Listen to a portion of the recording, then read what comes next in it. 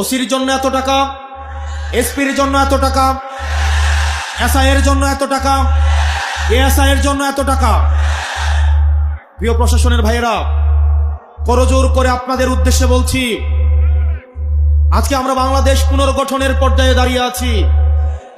অতীতে যেভাবে আপনাদেরকে দলীয়করণ করা হয়েছে, আমরা বিশ্বাস রাখতে চাই সহস্রাধিক শহীদের রক্তের উপরে দাঁড়িয়ে, 30,000 আহতদের উপরে দাঁড়িয়ে আপনারা বাংলাদেশটাকে আপনারা কোন রাজনৈতিক দলের গোলাম হিসেবে আর নিজেকে জাহির করবেন না।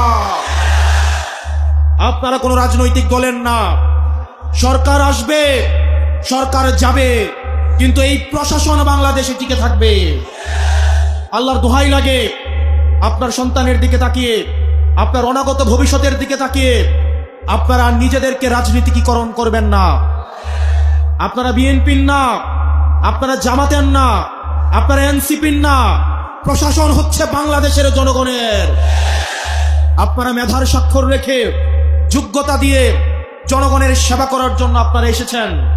কতিপয় সুবিধাভোগী দালাল অফিসারের অন্যায় কোনো অর্ডার পালন করতে আপনারা বাধ্য নন।